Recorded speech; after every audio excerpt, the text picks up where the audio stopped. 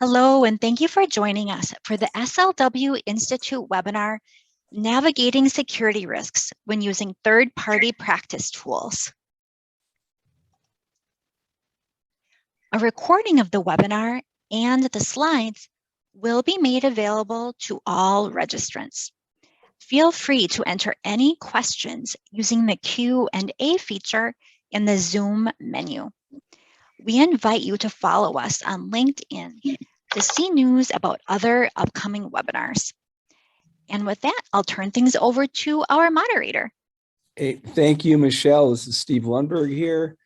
And today we're going to be diving into a topic that's become more and more relevant over the last few years, which is navigating security risks when using third-party tools.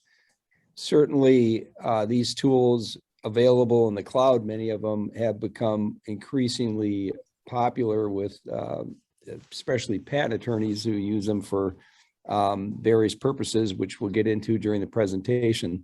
We're lucky today to have two experts in the area of security risks for these things. We've got Chablis Mikhaili, who's a principal with the firm here at Schwegman. Chablis represents a number of large companies in the software arts area, in particular, electronic arts. And Chablis is the data security officer here at Schwegman, and has done a lot of analysis and work in the data privacy areas. And so we're lucky to have Chablis on our panel today. And then we've also got Tom Ernstler, who is our Director of Information Technologies at Schwegman. Tom is deep into IT and security and knows his stuff backwards and forwards. So we're lucky to have Tom today. So with that, let me just kick it off and send it over to Chablis, and we can get into the presentation. All right, great. Thanks, Steve. Hello, everyone. So, as Steve kind of mentioned, we're going to be kind of discussing third-party practice tools and, how to properly evaluate them for data and security risks. We were increasingly using third-party practice tools, as part of our work. Here as patent attorneys, there's a lot of tools out there that help us by reviewing our patent claims, our specifications. In some cases, they help us automate drafting patents. And, even our docketing tools, all these tools are making things a lot easier for us, a lot more efficient for us.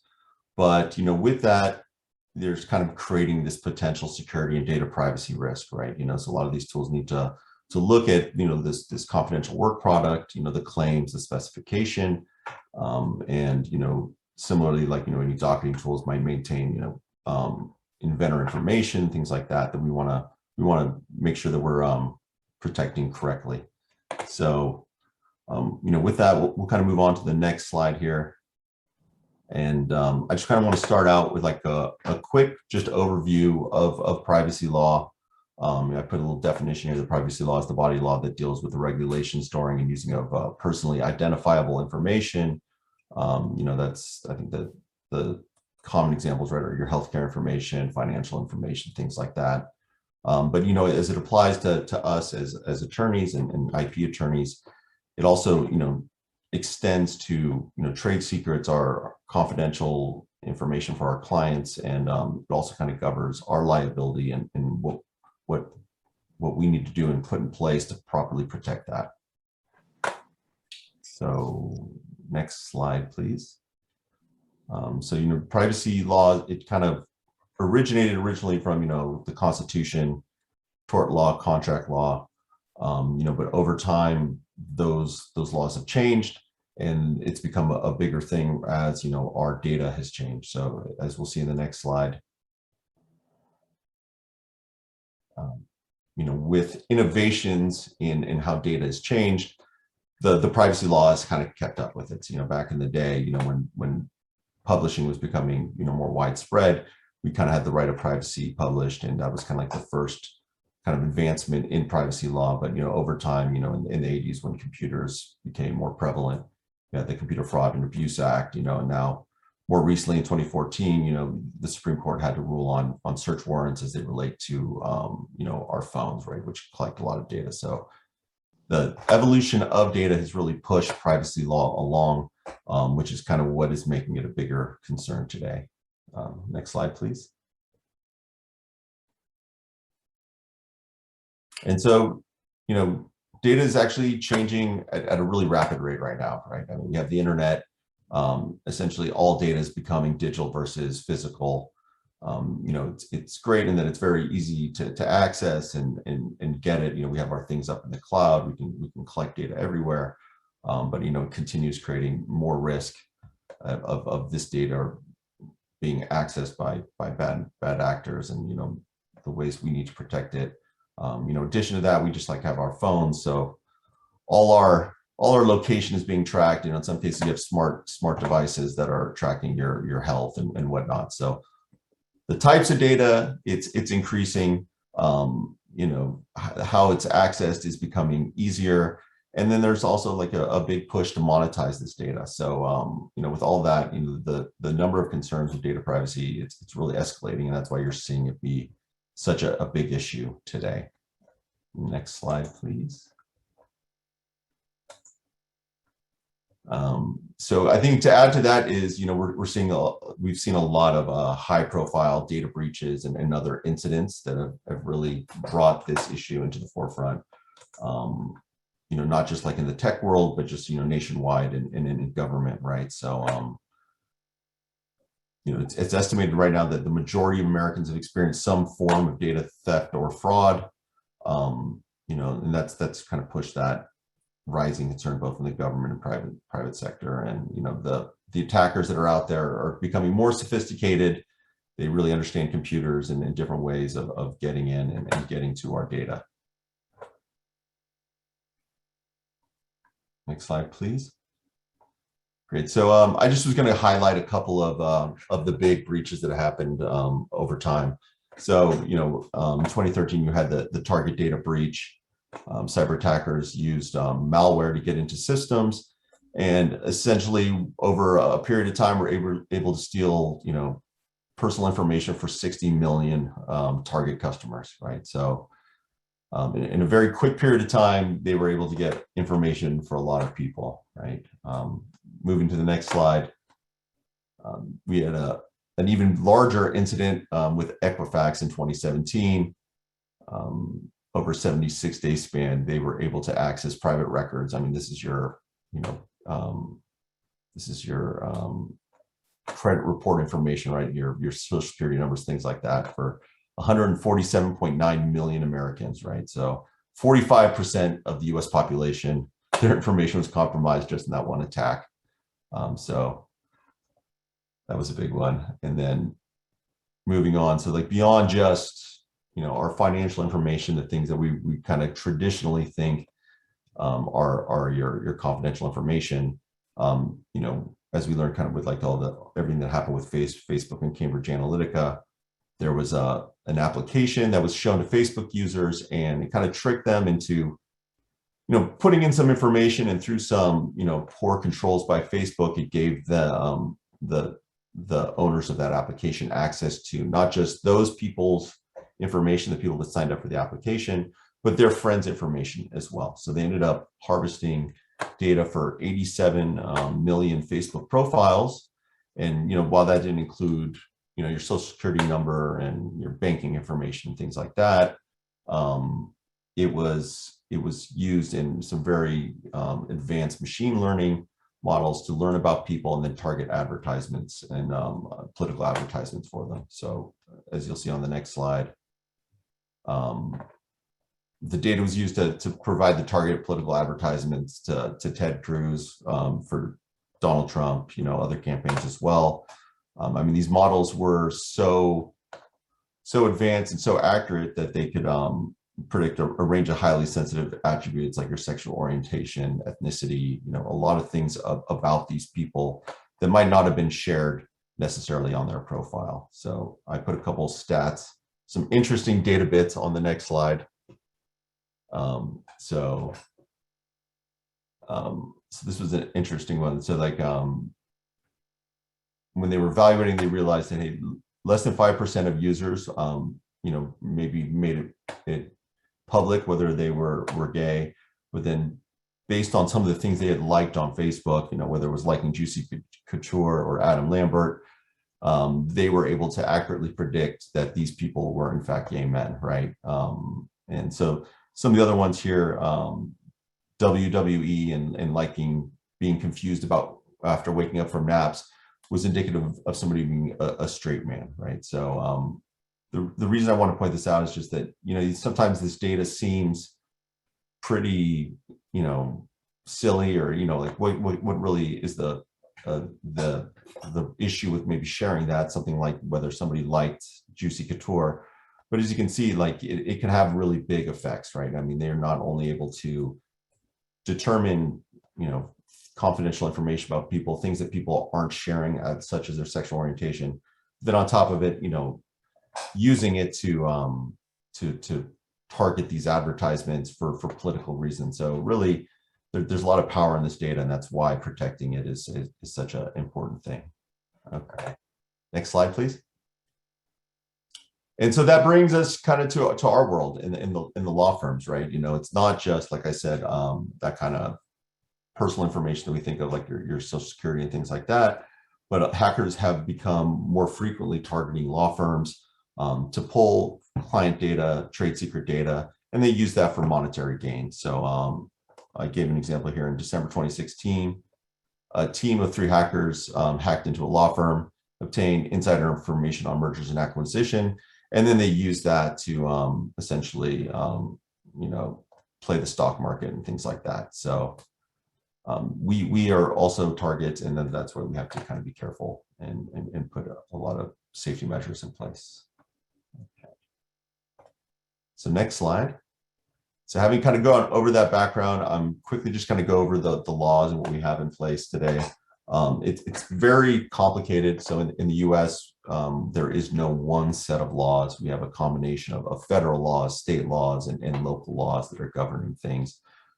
Even at the US level, there's not one set data protection law, but it's just a set of different laws that kind of are related to different types of data. So for example, you guys are probably familiar with HIPAA that deals with healthcare. There's separate ones for financial information, for PCI compliance, things like that. So there's all these different laws at the federal level that kind of all overlap. And to add to that complexity, at the state level, each state will have its own laws. It's got its common laws. Might have some specific data privacy laws. For example, California has CCPA, and upcoming will be some CPRA, which is an extension of that. But so not only do you have the federal laws, you have the state laws, and then you even have local laws, local ordinances. You have contractual obligations, things like that. So there's a real complicated kind of network of laws that we have to navigate and consider when we're evaluating these third-party tools and how we stay compliant. I think to add to that complexity, in Europe, you have a different set of rules. So they have one set of rules, the GDPR, which kind of govern all data privacy. In Europe, it's considerably more restrictive and detailed than kind of what there is in the US, but it's just another layer of things that we have to consider. Next slide, please. Oh, I'm sorry, I forgot to mention one thing. So on top of all the laws, us as attorneys, we also have our ethical obligations to our clients. The ABA has some guidelines on our obligations as attorneys, and how we're supposed to take measures to protect our client information, and kind of the rules that we have to the actions that we have to perform afterwards to mitigate any breaches or anything like that. So just adding to the federal, state, local laws, also we have our ethical obligations. So rather than kind of go over everything individually, I just kind of want to cover what is generally in these laws. So they'll generally define some scope of what is being regulated by that particular law. What's regulated, what type of data, who's covered by the protection. It'll provides some definition of what the personal information is. So for example, with HIPAA, might be your medical records, things like that. They'll define some disclosure notice requirements. So, what do you have to tell to users if there is a data breach? What are the timelines? When do you have to tell them? Define, things like consumer rights to opt out. Like if you go on a website nowadays and it's asking you whether or not you want to, opt in or opt out of sharing your information, right? Those are all things that come kind of from some of these laws. And then also it'll generally define some sort of mechanism for users to be able to access their data or request their data. And as far as, and also define some enforcement and remedies and things like that that are available to people if there is a breach. Okay. And so, common themes and approaches, right? It can be a very daunting task, I think, to, look at all these laws individually and try to figure out what is required of you and what is not required of you and what you need to do to be compliant. But as kind of like a common theme to all of them, I kind of think the good news is that the general consensus is that there is no such thing as infallible security. And what that means is that, we're not expected to be perfect, right? It's not a matter of, if a data breach is going to happen. It's just a matter of when.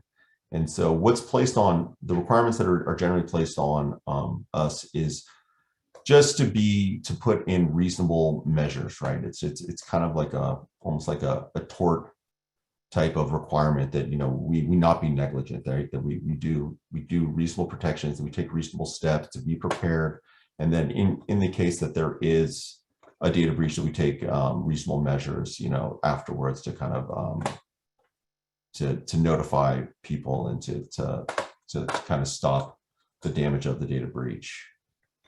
But I think that kind of leads to the question of what constitutes reasonable security, right? And the standard for that is changing.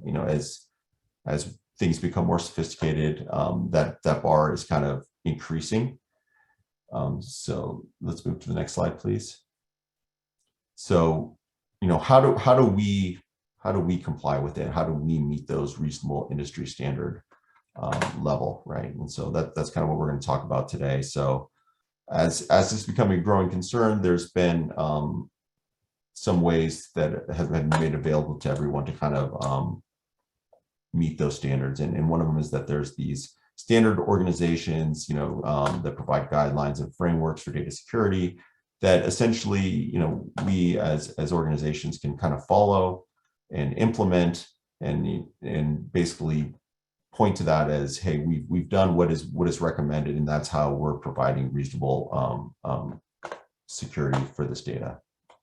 So a couple examples of that here. So the National Institute of Standards and Technology, cybersecurity control frameworks, and then also the ISO, as we'll kind of be discussing a little bit later.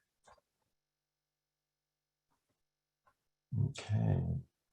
And so just in case anybody doesn't know what a standard or a framework it is, right? It's essentially just a document that details kind of requirements for establishing, implementing, and maintaining an information security management system to secure your information. So it's going to talk about different controls you can put in place. It's going to talk about things that you should do to examine and evaluate your current risk. And it's going to also define some steps that you can do to create an overarching management process as far as putting people in different roles and kind of having people in place to deal with a data security breach. And kind of like the good news is that if you are compliant with all those things, you can actually get a certification, which is a great way to kind of prove to your customers or also kind of point to that, hey, we are compliant and we're doing the right things that we need to be doing for data security. Okay, so kind of having gone from there, as we go to the next slide, we're going to move over to Tom here, and he's going to discuss, I think, one of those particular frameworks in a little bit more detail to kind of show you kind of what kinds of things are on there, and provide some advice and things like that. And then finally, then we'll kind of go over some current tools and do some evaluation, kind of implement this. So with that, I'll transfer it over to you, Tom. Okay, thanks, Chablis. Really appreciate the very thorough review of everything that we, people have to be aware of these days for data security. And then I'll hand it over to Tom. Hi, well, thank you, both of you. Thank you, Chablis, as well. Yeah, privacy is a very interesting and dynamic area of law right now. It's really fun to see what's happening there. A lot of states are implementing, newer omnibus style legislation at the state level. It's going to be interesting to see how that all pans out over time. But as Chablis noted, there's frameworks that you generally want to follow. So as we're looking at third-party tools, the frameworks have been kind of established for IT organizations internally for quite a while. And as you look at the third-party tools now, they're starting to extend those out to your supply chain and things like that. So one of the frameworks that's very popular out there and also actually offers a good guidance and good, I guess, soft guidelines, if you will, or hard guidelines if you want to certify, is the ISO 27000 series of standards. And so all I want to do is I want to kind of focus on the ISO 27000 series in relation to the cloud services, because a lot of the tools that we're buying now to help prosecute patents and do other things are going to be cloud-based, or they're going to have a cloud backend. So 27001 basically has two parts, or 27000 has two parts. 27001 provides requirements for an InfoSec management program, and 27002 offers more of the control-based guidance, right? Here's how to do the things that we're talking about in 27001, or some of the specific controls you want to put in place. So what is control? Well, Chablis referenced it as well. It's the IST defines a control as a safeguard or countermeasure in an information system designed to protect the confidentiality, integrity, and availability of information. And for this part of our presentation, I'll focus on cloud-enabled services again, because this market is growing and more tools are integrated with the cloud. But keep in mind that your traditional on-premise tools also can be cloud-enabled based on your licensing or subscription model. Example might include Acrobat, ChemDraw, Office, others. There's plenty of others out there. Even now, your operating systems might have a cloud component to them. So you really have to watch where your data is going, right? So with that, the frameworks have had to adopt as well. And so recently, ISO added language to cover cloud-enabled services under what they call ISO 27017. And specifically, they've got a subpart on that called Part 2015 of 27017, called Code of Practice for Information Security Controls, based on, of course, 27002 for cloud services. And that's where they kind of get down and dirty to define a little bit more of what you should be doing with your supply chain and or your third-party tools that you're purchasing and evaluating. So that said, I'm going to back off and we'll talk a little bit about that 27017. So let's go ahead and go to the next slide. Okay. So the concepts of 27017 basically are this. Both the cloud service and the customer should have a risk assessment and handling process. So if your firm doesn't already have a risk management program, you need to have one, but also the cloud provider does as well. And they also are basically saying you have a fiduciary duty to evaluate your security posture of your tools and your suppliers. So that's bullet note point number 2 there. Supplier risk should address the use of cloud services in a larger supply chain. And the quote there comes right from the document itself. Cloud service customers and cloud service providers can form a supply chain. So for example, if you have you considered the cloud services your suppliers are using? Do you know how they manage risk? Do you know how that impacts your organization's data and your clients' data or your customers' data? And then third bullet point, firms should manage gaps between their InfoSec requirements and the capabilities of their cloud services. So in other words, your security posture should be fluid into the cloud and into your suppliers. So if you have a certain security process in place, you should make that security process work all the way through. Okay, next slide. So obligations under 27017. Apply common security controls to cloud environments. Chances are your firm already has established controls. Extend those controls to your cloud and your cloud services and your suppliers. Ensure information security and risk management processes apply to cloud services. Don't overlook your outside tools. They are as much a part of your overall security posture as your on-prem tools are. And then they have guidance on having a separate cloud computing information security policy. A lot of firms will have a WISP or a written information security policy.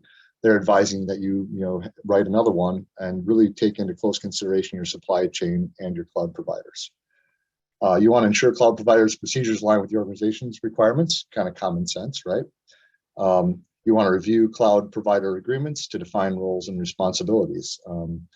Do your agreements spell out who will handle what when something happens or change occurs? Okay, so next slide.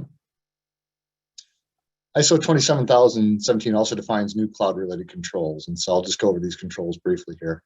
Define and document the shared information security roles. So in other words, document who's doing what, especially if there's an incident. Define timely removal, return of assets upon termination. And by assets, that could be your data, that could be your intellectual property, your logic in the application. And it's really important to know this, and we'll talk about this a little later, but you need to have an exit strategy. Once you get in the cloud, you want to be able to remain competitive if that cloud provider starts to jack their price up and whatever else, right? So, but also it's really important from a security perspective. If you leave that cloud provider, what happens to the data? Like say you're no longer wanting to use Box, for example, and store your files in Box. What is Box going to do with that data when you leave? Do you have assurances or controls or contractual information that says that that data cannot be accessed then or shared with somebody else? So that's an important one. Ensure your segregation of virtual environments. So nowadays we live in kind of a hybrid world where we have our on-prem and our off-prem cloud-based kind of virtual environments. And so what you want to do is you want to make sure those have a certain amount of segregation. And then taking that to another level, you also want to make sure the tool provider is segregating their data. So your tool provider is probably selling a service to multiple companies, right? So you want to make sure that your tenant or your data is isolated from the other tenant, other customer's data, right? So that's an important one as well.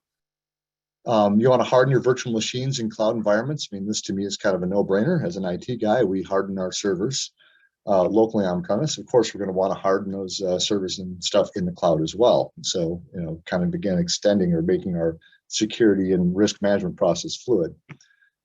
You want to define and monitor procedures for administrative operations. In other words, you want to know who does what, when, and where in the tool. So the tool might have, the same kind of change controls you're used to on on-prem tools. You want to add a user, give that user permissions to a certain capability, things like that. You want to be able to monitor that and understand what's going on there, as well as some of the back-end stuff if possible. So ensure your ability to monitor aspects of the cloud service. Again, kind of segueing from that other bullet point there.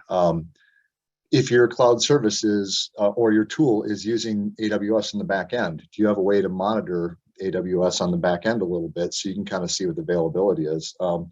What may happen is your tool may go down, right? You might have an issue where the tool goes down. It may not be the tool's fault or the provider's fault. It may be AWS's fault. And so how do you monitor that? How do you get that information and kind of make sure everything kind of lines up? And who do you contact at the provider should you have a problem that you're not sure whether it's them or their backend service? Ensure consistency of configuration between virtual and physical networks.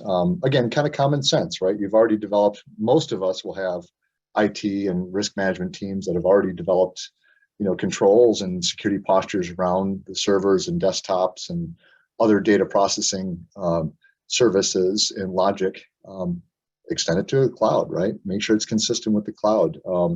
If you're having to reinvent the wheel and totally change horses, your IT teams, your compliance teams may be at a loss, or they're going to have twice the workload, things like that. So you want to try to keep that consistent so you lower your costs. All right, next slide, please. Okay, so I'm going to shift gears a little bit here. I'm going to go kind of back to 6 overarching risk management principles as spelled out by ISO 38500. So it's a little bit of a shift here, but we're going to tie it all together in the end here, so bear with me.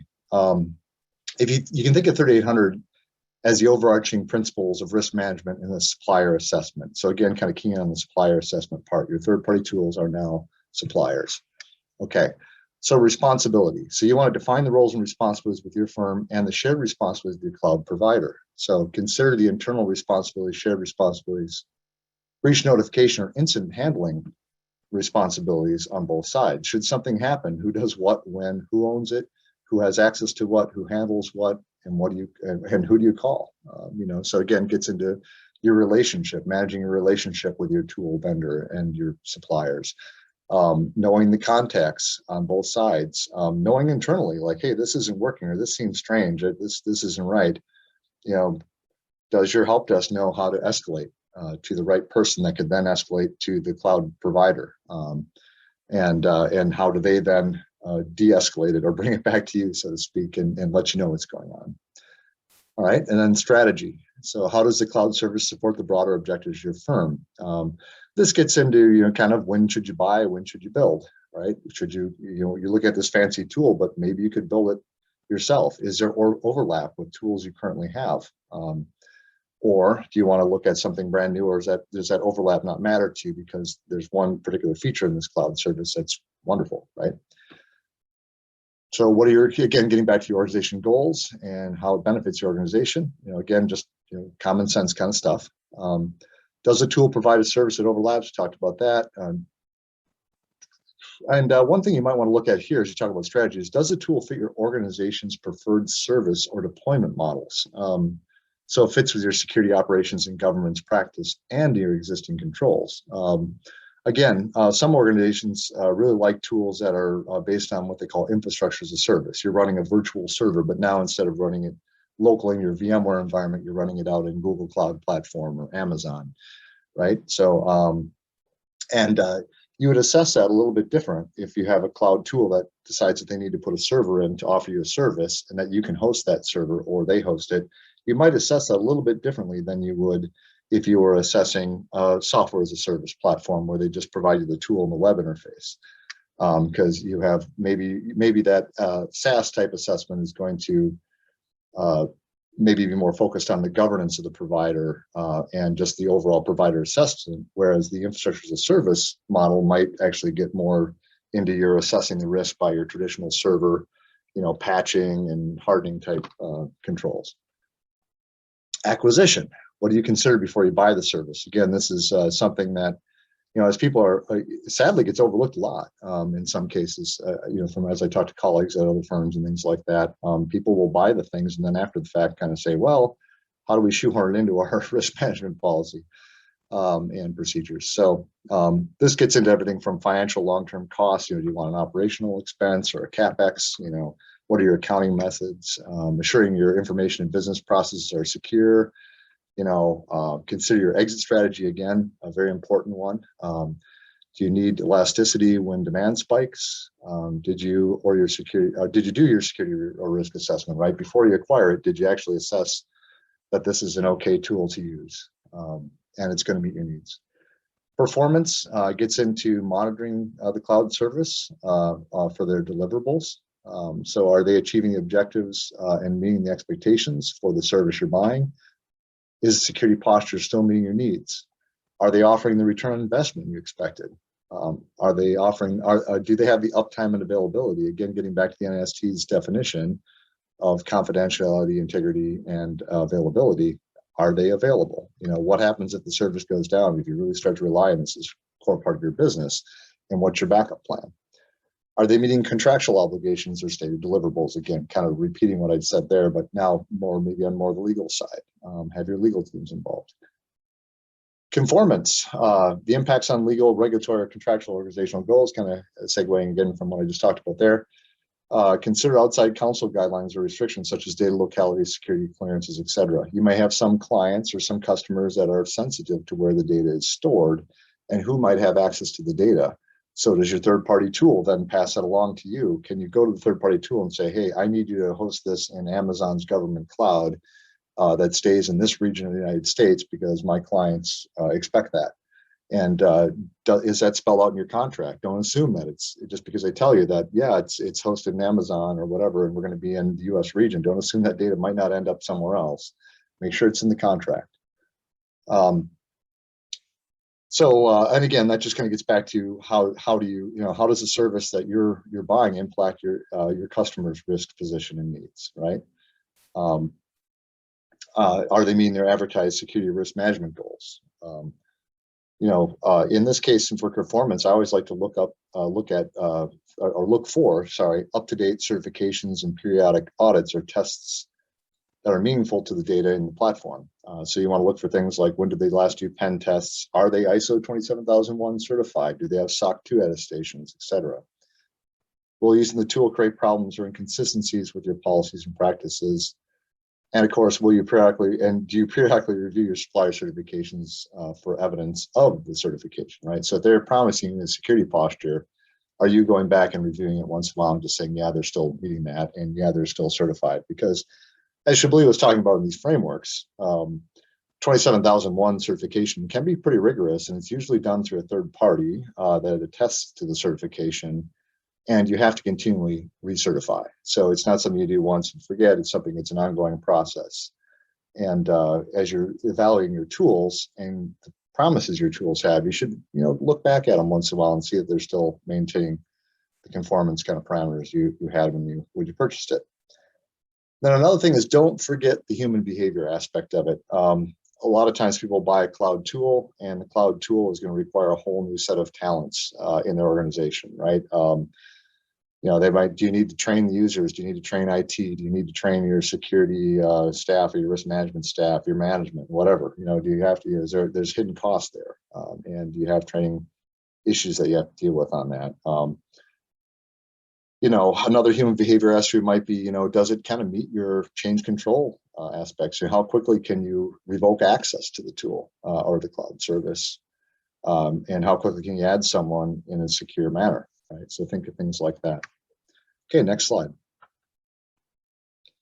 So I want to try to boil it down here to a little practical advice now. So as you move forward evaluating tools, you want to make sure you map your data. Understand where the data is going to go, right? How much will be local, how much will be off in the cloud, and consider your jurisdictional and business continuity needs too. Don't forget about disaster recovery, right? If that cloud service is down, where is the other copy of that data? And can you recover it in time to meet certain needs, bar dates, whatever. So keep that in mind. You want to create checklists and determine what you need to know before you buy.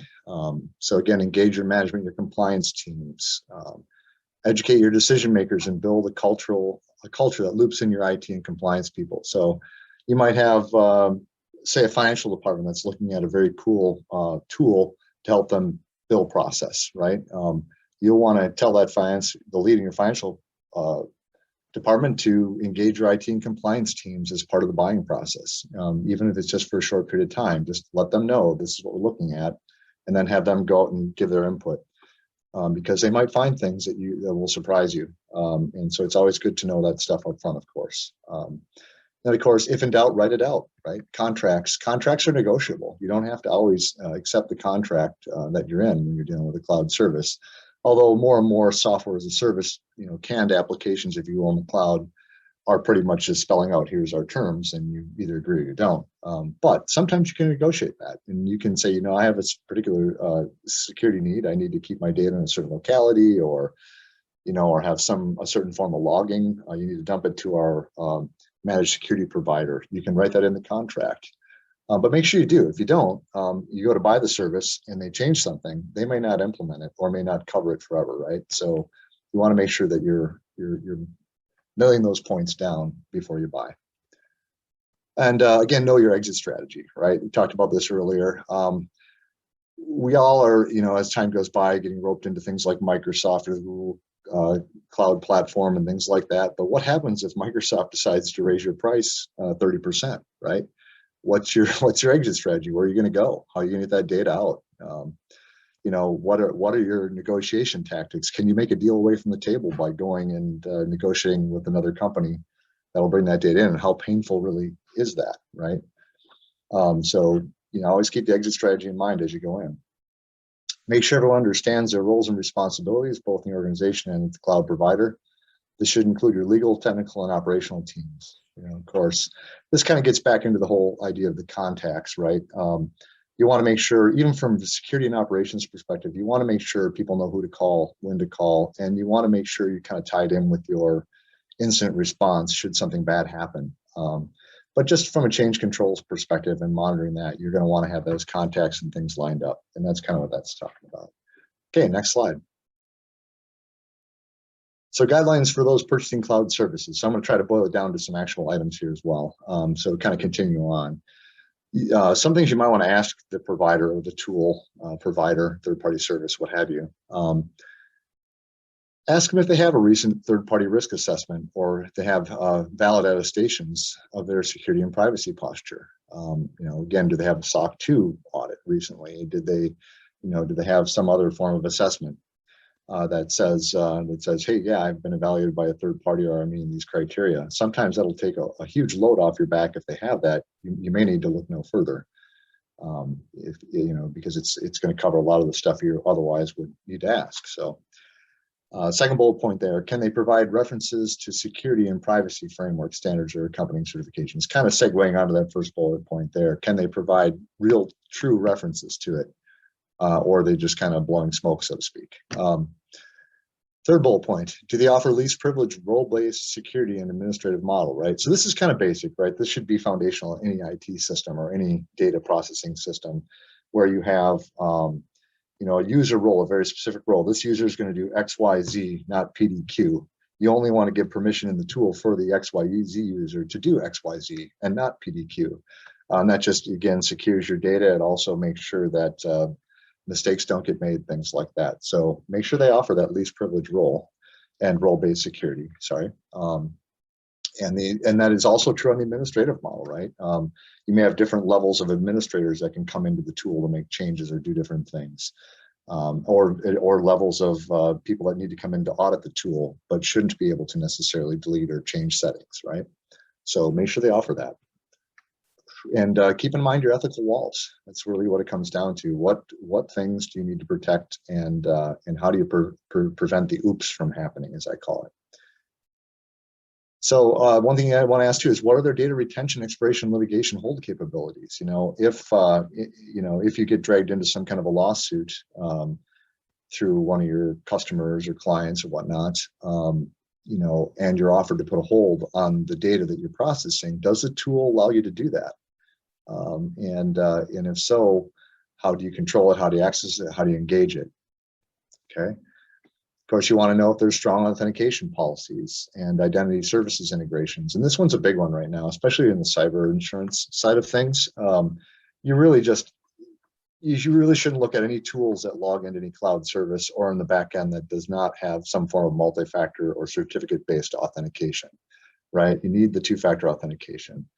But if the tool will link with your identity provider, you might be able to gain some advantages like single sign-on, where users can log in once and use the same username and password and the same MFA challenge they do to log into your other systems. On top of that, you might get some more advanced logging and identity protections. I know we use Azure AD, and Azure AD has identity protection mechanisms in it. And the more services we link into Azure AD, the more interesting that can get for us. We can kind of monitor, hey, this guy logged in from Eastern Ukraine 10 seconds before he logged into the US. What's happening there, right? Sometimes it's a false positive, they're using a VPN, whatever, but other times it could be somebody trying to hack into an account. So that's kind of interesting stuff there too. Can they completely isolate your data from other tenants? I mean, again, the provider needs to make sure that your data is your data and your customer's data is your customer's data. And you need to make sure that's isolated from other people, right? That's kind of a no-brainer. You think it's common sense, but it's worth asking. Sometimes you find very interesting answers. Do they encrypt at rest and in transit, as well as offer strong encryption key management? This is, again, getting back to cyber insurance as well. This is a big one. You need to make sure your data is encrypted at rest and in transit. And don't just think of it in terms of the tools that you use to do a specific task. Think of it all the way down from even your phone system, for example. There's some very interesting ethics discussions that are occurring out there about encrypting your communications and attorney-client privilege. So don't forget about that stuff. Always encrypt in transit, always encrypt at rest. Look for the points where encryption is weaker. But also, how do they handle encryption keys? It might be great they have a lock on the door, but if you give the criminal the key, what's the difference, right? So just make sure you understand how they're handling the keys. And in some cases, some cloud services or tools will allow you to maintain and control your own keys. Now that adds a layer of complexity with your IT and IT expense on the backside. But if you want to be super, super secure, sometimes that's the better way to go. Using things like Azure Key Vault or I think it's a Google HSM, or maybe it's AWS HSM, I can't remember, but anyway, pay attention to that. Do they offer locality options? Again, this is probably a big one as patent attorneys, right? I mean, there are ethical obligations here. We want to make sure that data doesn't land in a country or something that might be objectionable, or might not allow us to maintain our privacy. So make sure that the cloud service, if they store any data that's critical to your application or your filing, that data is handled. It has locality options, so you can specify where that data is going to go, and also who might have access to it. Do they offer incident or breach response policy that defines timing, notice, contacts, and roles? Again, if something does happen to the tool or at the tool provider and your data is out in their cloud, make sure that you have an incident response plan from them that includes how they're going to contact you and how you can notify them, and vice versa. Make sure, again, that two-way street, that symbiotic street, you want to make sure that you have all those contacts and all those ducks in a row right from the get-go. Because something inevitably could happen. It seems like it's more inevitable every day that something could happen, and so you want to make sure that you're ready for it. Right? Again, reasonable security is should be referenced. Will they give you advance notice prior to changes in privacy and security policy, as well as service availability? It's interesting here, if you read the privacy policies, terms of use, and security policies on a lot of cloud websites, you're going to find that the security policies are probably less of the real action. It's really going to be the privacy and the terms of service policies that you're going to find a real interesting information about how they handle their risk management processes and what you have and what you can do there. So one thing I find though often is some of the providers will say, great, here's a great privacy policy. We will keep all your personal data private, but then they have a clause that says they can change it at any time without notifying you. So what kind of risk does that mean to you? Right? If they can go ahead and change, if you agreed to something up front, you start using the tool, and then 2 years later they change the privacy policy, and suddenly you're finding your data out there on some other server or in some public service, and or some third-party ad agency or whatever, and they're telling you that, hey, that's in our privacy policy that you agreed to, and you agree that we can change this. So watch for clauses like that. Do they have strong logging, auditing, and reporting? Again, can you dump logs into a systems information event management solution where you can kind of query on those logs and keep it for forensic evidence, but also just understand alerts, understand what's going on? Even if they can't dump logs into your own SIM, do they have good tools to generate logs and reports of who did what in the system and what actions were taken and how the data was accessed and dealt with? Okay, next slide. And just to kind of continue on to some additional guidelines, does a provider have their own cyber insurance? Check and see if they have their own cyber insurance. That might tell you a lot right there. If your tool, a provider can't insure themselves, that may mean something. So keep an eye open for that. Review your contracts and involve your general counsel, kind of repeating what we said earlier. Is your data or your customer's data exposed that the providers, if the provider is caught in litigation or law enforcement action, right? So does that pose a problem to you? Is there language in the contract where they are capping their liability, and are they capping your liability? And if so, how? Okay. So it's another bullet point down there, the third bullet point. Consider the SLAs, service level agreements, and how availability impacts your organization. Again, I touched on this earlier, but what happens if the service is down? How are you going to process and meet your time-sensitive goals if the service is inaccessible? So make sure you have backup plans there, but consider their service level agreements too, and how that might impact your business. Impact on your systems infrastructure.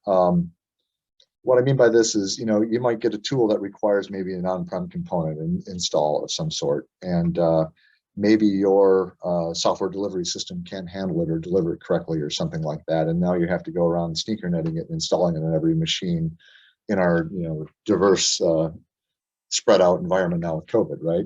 So how are you going to handle that?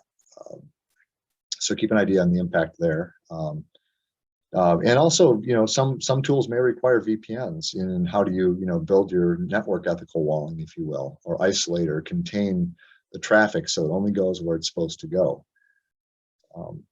And then to map your data, again, that second to last bullet point, again, map your data, but consider the unexpected locations of your customers' data. One thing I wanted to point out here with this, by kind of reiterating that, is your data, you can talk about having it local and having it on-prem, but it's also on some workstation somewhere, right?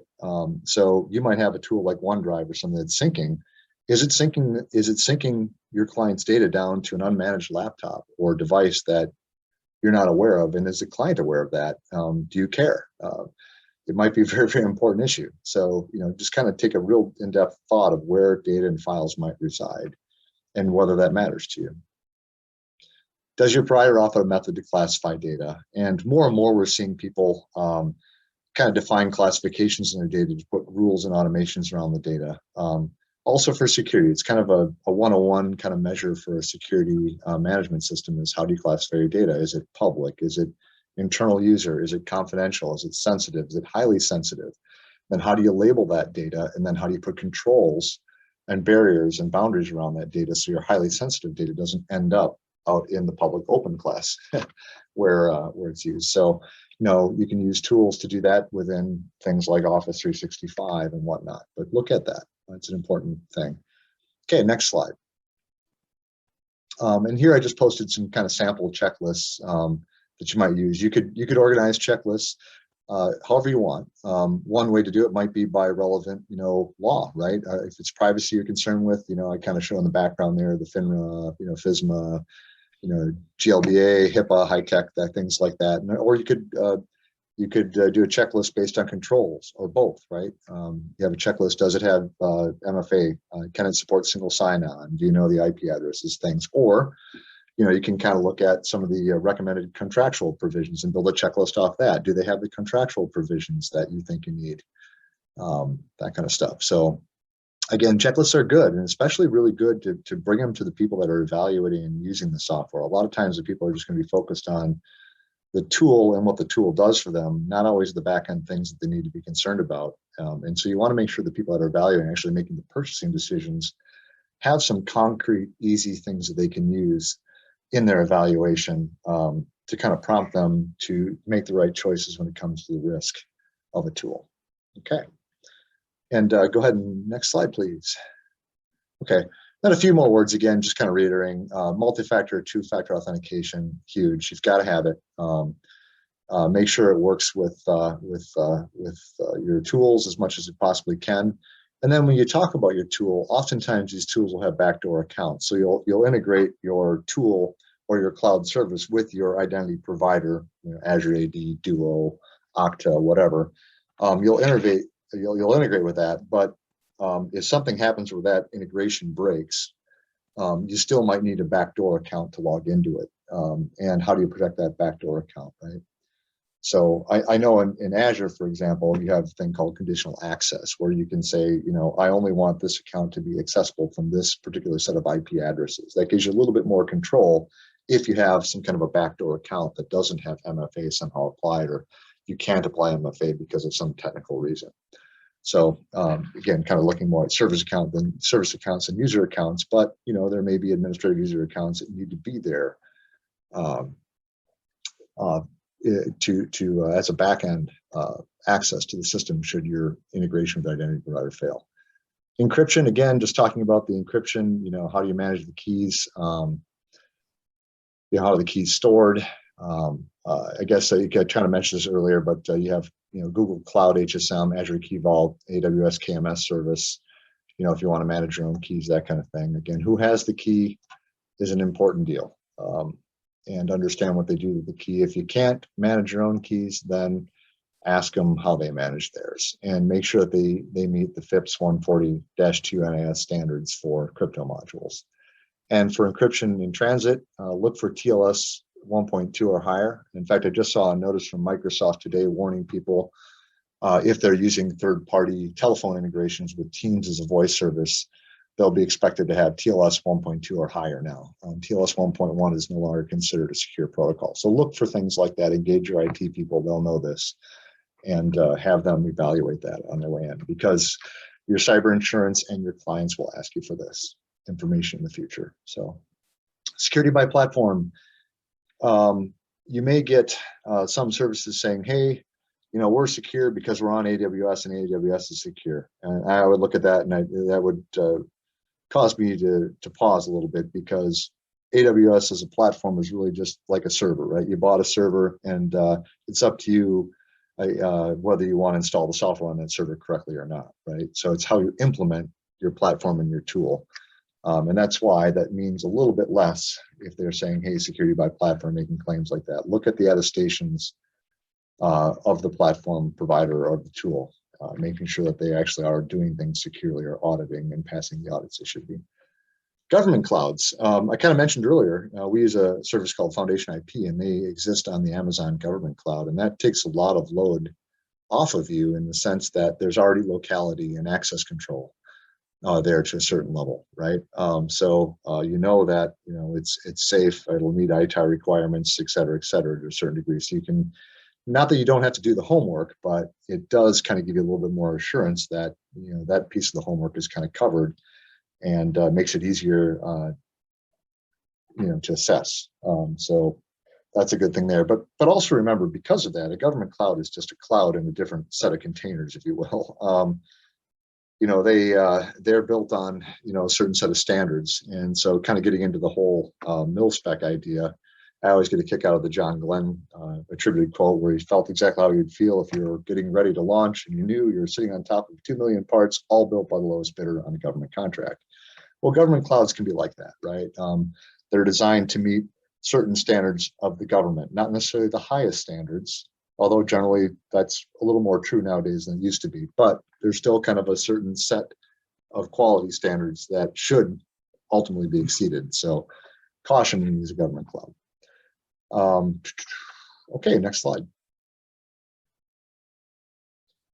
And I just want to point out a few tools that you could use for cloud services or clouds. A lot of this depends on how deep the service is going to be. If it's infrastructure or platform as a service, tools you can use to monitor your cloud would be a cloud application security broker.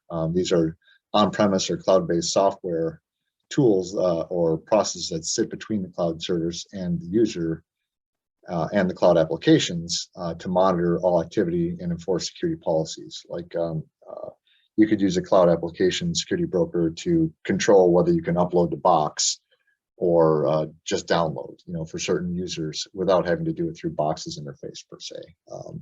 And then you can more tightly log that and monitor that to your security team or your managed security providers capabilities. So, and next one was talking about the hybrid managed system information event monitors and managed detection and response, or managed security solution providers. Again, things like Palo Alto, Prisma Cortex, CrowdStrike, Azure Sentinel, eCentire, and Arctic Wolf. What we're basically saying is there are tools out there now that are extending themselves from the desktop endpoint detection and behavioral analytics into cloud behavioral analytics. So they can take then the logs or the information that is coming from Amazon, dump it into their security system, mash it all up, and alert you when things don't look right. And so that's kind of an interesting development. We're seeing a lot more of that, and they can also ingest other data sources like your firewall logs and whatnot and kind of correlate it all. So a lot of data correlation capabilities. If you have the ability to use them with your third-party tools, do it. It'll pay off. Identity providers, again, just talking about the strength and the need for identity providers, again, getting back to the MFA, but also simplicity. But part of that is also the logging aspect of it and some of the identity protections within those services. So Azure AD, Level P2, Okta Duo, and there are others out there, of course. But make sure your identity provider provides your credentials that you log in, has a way of logging things very well. And that's about it for that one. So next slide. Resources, I just gave a few resources here. So some of you will come across, or many of you, if you haven't already, your firm's already getting, vendor assessment questionnaires, right? Part of the ISO standard that we're talking about here is kind of talking about those assessment questionnaires, and some of these resources here can help you kind of go through that. In particular, the Consensus Assessment Initiative Questionnaire, the CIQ, from the Cloud Security Alliance there, is a good one. It's basically a set of questions that you could actually just cut and paste some of those questions out and then hand it to your cloud provider, your tool provider, and say, hey, do you meet these needs? So as you're building your checklist, that's a good reference for a checklist. It may be a little overboard, but it's very thorough. So it's something to look at there. And of course, the ISO and NIST links there to link and show you the document I'm referring to. Okay. And then next slide. Hey, Okay, Tom, thanks so much for that. That was an incredibly detailed and informative segment on, how to measure up these tools. It makes me long for the days when you just put a lock on your door and had all your paper files piled up in your office, because wow, that's a lot. But you are absolutely an incredible expert. So now for the final practical advice on actual drafting tools we use, I'm going to turn back to Chablis, right? Mm-hmm. Yeah. Well, I mean, All right. both me and Tom, I think, are going to go over them here. Okay, talk to them. Okay, good. So let's go to the next slide. So we've, as part of our practice, evaluated several patent drafting proofreading tools, and so we thought it'd be helpful kind of to go over those with you and kind of discuss some of the factors and how we evaluated them for data security. So the first one, we'll go to the next slide, is Patent Bots. It's a proofreading and drafting automation tool.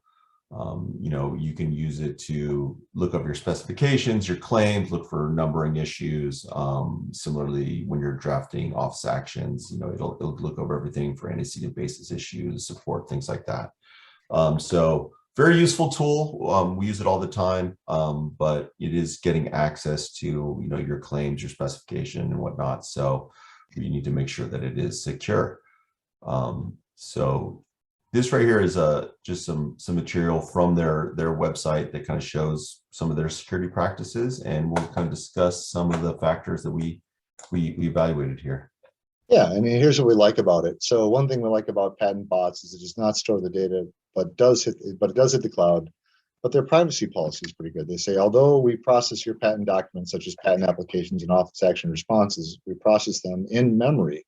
We do not otherwise store them to store any content in your patent documents or your proofreading results. So their operating server is probably up in Google or in Amazon. I think they give you a choice, but they never actually store the data on the disk. In theory, they store it in memory. So if something happened to the server, boom, your data is gone. It lives there very, very temporarily. So that's good. The service forces encryption and transport. They kind of point that out when they talk about the HSTP protocol. That's basically enforcing HTTPS. You cannot do a non-encrypted channel. Their claim of security by platform did raise my eyebrow when I looked at this originally, but they emphasize a very important control offered by their platform providers. And that's the ability to keep their servers patched and continually updated. So I like that. We evaluated that, we looked at that and said, yeah, that's a good thing. They also say they run weekly scans and they're willing to share the results. They support multi-factor authentication tied into the identity providers like Azure AD. In fact, we use that with them. Therefore, we get really good authentication logging and identity protection mechanisms as part of our Microsoft Advanced AD subscription. So we get good alerts and stuff from them. They recognize their servers. They regionalize their servers in Google Cloud or Amazon. So they're basically saying they're putting them in a region in the U.S. Important for U.S. patent prosecutors, right? But they do rely on the Google Cloud Platform and Amazon Web Services terms. So that may be something to look for as you look through those terms to make sure they're adequate for your firm as well.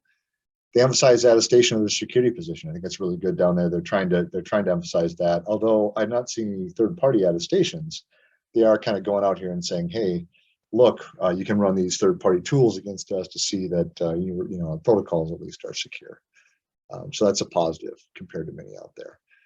They do not store your data, so there really not. Again, they don't store your data, so there really is no concern for a complicated exit strategy other than shutting down the association with your IDP. Getting your identity provider or your payment terms. So your exit strategy is just don't use the service anymore and then don't pay for it. So it's a little more simple in that regard. Okay, Chablis. Yeah, great. Let's move on to the next one. So another tool that we use is Patent Optimizer. It's provided by LexisNexis. Very similar tool to Patent Bots. It can help you with drafting, proofreading, things like that. So again, we have some information from their website, and let's kind of just go over the things we like here. Okay, great. So in Patent Optimizer, as a product of LexisNexis, sorry, it's difficult to find information on their website. If you just go out to that website, it's trying to find their information on it. But they do have a published technical guide that addresses many concerns. It's very, very good. So if you do buy the product, get the technical guide, or have them give it to you before you buy it, better yet, right? And review that. They publish your IP address. So if you want to use an advanced firewall technology to watch or enforce strict protocol actions on the service, you can do that. They name their encryption source of trust. So they're saying, hey, we use TrustWave, and TrustWave tends to have a little bit more rigorous process on attesting the business is who they say they are when they issue a certificate. So that's a positive. They define when data might be transmitted to their servers, so you're never left in the dark. And they define when data is pulled from other servers. So again, you're not left in the dark as to what might be up there, what might not be. And if you look at it, there's really not that much that's terribly sensitive per se, from what I see. They perform regular vulnerability and penetration testing. They mentioned that. That's a good thing, right? And it sounds like if you press them, you could probably get that information from them. Their privacy policy is comprehensive and defines communications options, data retention, and much more. So they kind of link more to a general LexisNexis privacy policy, but that policy is a very comprehensive policy. And in there, they do talk about, general usage records being held for 30 days and some usage data being held for 12 months. But again, nothing to do with the actual body of your patent work, more or less the user data of using the system. And the tool is compliant with Gdpr and most, if not all, state privacy laws, regarding your subscription. So, right.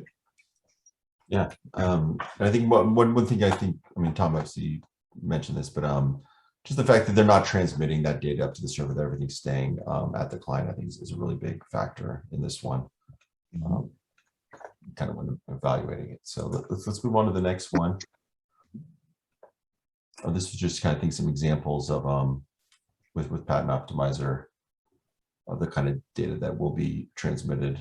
Just kind of show that they're not transmitting like that specification data and things like that. So next slide, please. So the next tool, also LexisNexis tool, is Patent Advisor. We use this one, I think, a little bit more for doing art unit predicting. Great, and I think this one's kind of interesting to me because it's kind of it's basically analyzing your examiner's behavior. So I wonder how the examiners feel about this tool, but interesting anyway. So out of the gate, they brag about their ISO 27001 certification. So bang, that's a big plus right there. To stay that, and they show it's a third party that's doing it with the logo there, and that means they're also having to continually keep that certification or to keep that logo there and to say that they're certified. So they're continually being audited. It's a significant undertaking, and it shows that they have best practice procedures, the controls in place. They, generally, I'm going to say just by seeing that, you don't see that a lot. It's very, very likely they have a very mature risk management team, and so that's always good.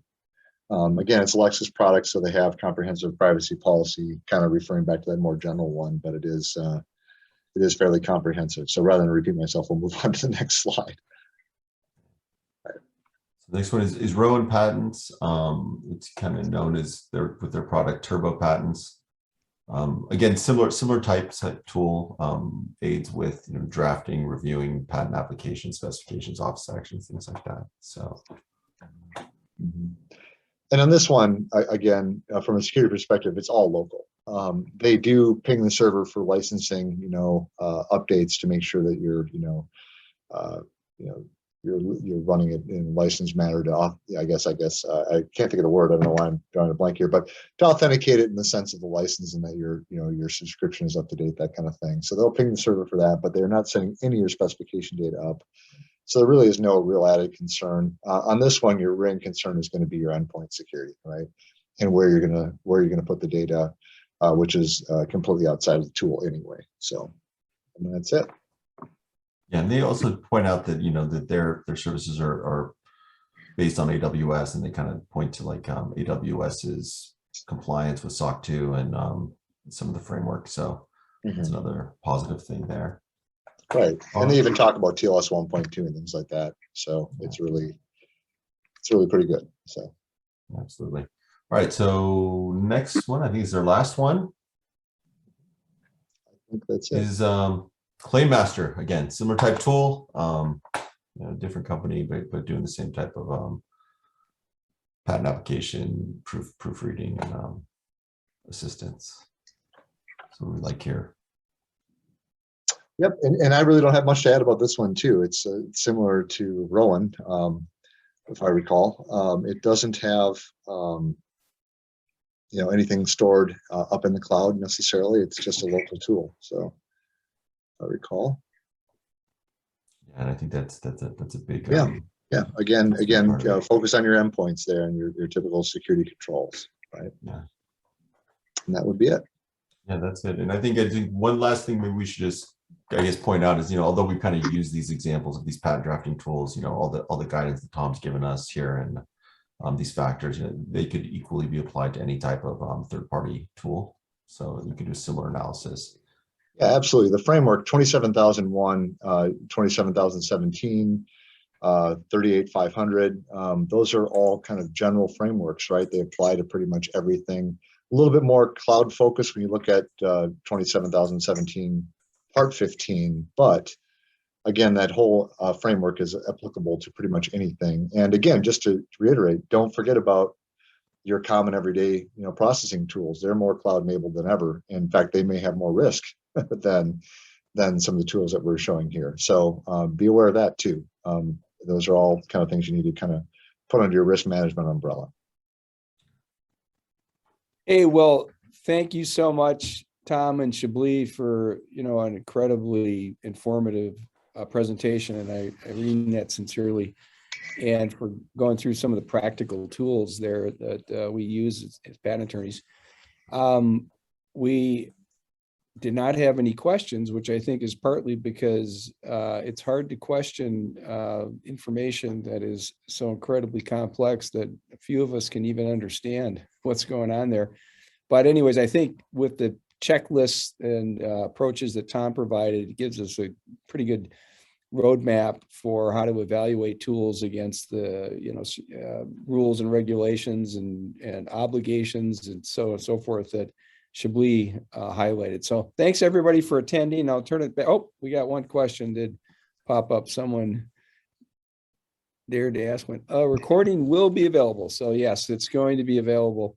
And slides as well. And slides as well. So, and Michelle, do you want to close it out from there, please? Sure. Thank you, Steve. And thank you for joining us, everyone. And thank you to our speakers. And we invite you all to come back and join us for future SLW Institute webinars.